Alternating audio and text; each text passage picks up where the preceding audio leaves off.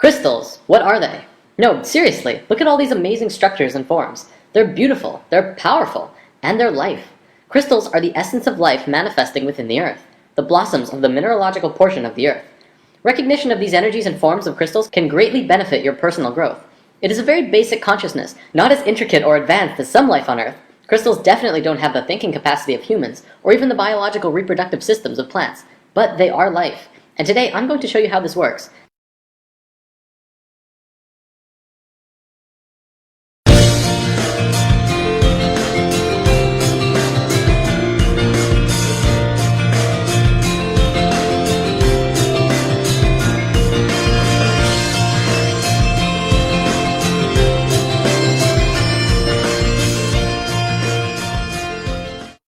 Crystals are defined as being a mineralogical body with a characteristic internal structure and enclosed by a symmetry of plane faces. They are, however, much more than that. We've discussed before that everything in the universe is a vibration, existing through many different frequencies at once. Our physical bodies are on this physical plane, but the sounds that we hear vibrate to a different frequency, as with smells and even thoughts. Crystals also vibrate to many frequencies at once. Health is the natural state of any form in the universe. Considering the vibrational existence of reality, health comes when the frequencies of anything are in balance and harmony with itself. When patterns of energy are disrupted, we experience a state which we know as disease, which is a body that's not at ease. The resistant, discordant energy patterning is responsible for every negative symptom we experience, everything from headache to cancer. Crystals and gemstones have a vibration that is free of resistant patterns. They are among some of the structures in the physical dimension which have the most balanced, cohesive, strong, and intentional frequencies. Their unchanging physical structure is a reflection of their innate energetic pattern of balance and strength, which are incorruptible. In the physical world, you pick up a crystal and feel it as something separate from you that you're just holding. But on higher frequencies, you're actually interacting with that stone energetically. This interaction then causes changes to your structure and psychology through your own energetic systems. It begins a process of rebalancing the energetic structure of your body, and in a sense, can help you heal.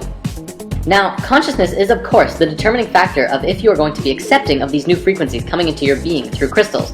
I'm not going to say crystals will heal you, because if you fight them and are non-receptive to these frequencies, you will continue to create the disharmony within yourself. Ultimately though, crystals can be used to retune your whole being back to a state of harmony and flow. Crystals have been used and revered since the dawning of civilization. In fact, the Christian Bible refers to crystals over 200 times. Precious stones were used in the foundation of New Jerusalem.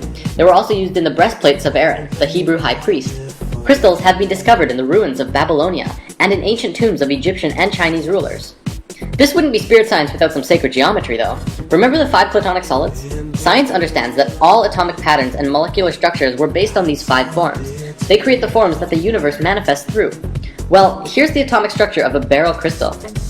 It's the flower of life, the creation pattern flowing through the structure of this crystal. Now, not all crystals are like that molecularly, but they are very geometric.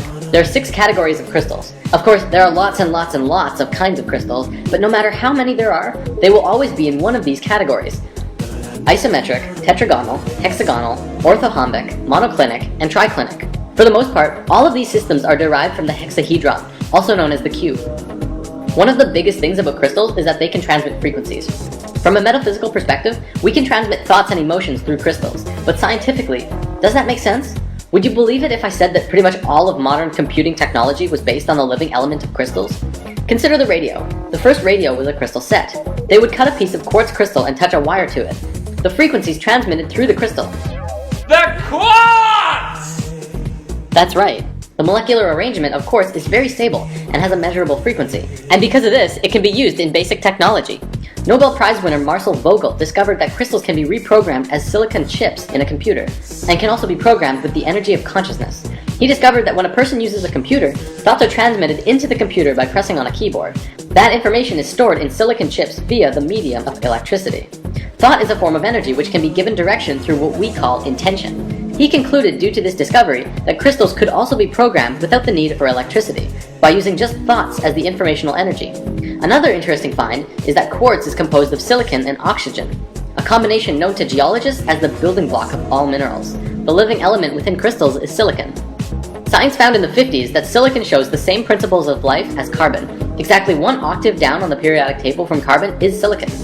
Sponges deep in the ocean made from 100% silicon were also discovered, which shows that silicon life doesn't just work in theory, but they actually exist right here on this planet. But get this, the Earth's crust itself is made out of silicon. It's 25% silicon, but silicon bonds with just about everything. So the Earth's crust is actually roughly 80% silicon compound. We're literally floating out in the middle of space on a giant crystal ball. The term Mother Earth never had so much meaning as now, as we learn that the entire planet itself is a conscious, living being. She's aware of you and everything going on her body. The energies within crystals are universal. Therefore, when you connect with a mineral and are open to receiving what it has to offer, and begin to play creatively through your higher self, you can contact and synthesize the energies from which the entire universe is comprised. This is why crystals are so powerful, and why they must only be used through the highest consciousness of the individual. Right intention during the use of crystals further serves to connect your personal energy with that of the crystal kingdom, helping you get to a place of love, of light, and the good of all. Although each and every one of us has an infinite power of the universe within the self, we as humans always like having that support from something external from us. Every crystal form has its own individual energy and its own personality. Each can be used in unique ways to assist one in understanding the nature of existence, or moving forward on our own life path destiny as we're consciously experiencing it. I feel that right now, as people are waking up, we're becoming more and more aware of our ancient knowledge and wisdom. Part of that information that is returning to us is the nature of crystals. I see crystals as being very monumental in the evolution of humankind. They could provide a lot of love, light, and insight for many who are struggling with their own inner demons in this coming time. Things are getting more and more intense, but it's also providing people with the opportunities that they need to raise their own vibrations and frequencies to a level of light and happiness. Healing has to come from within.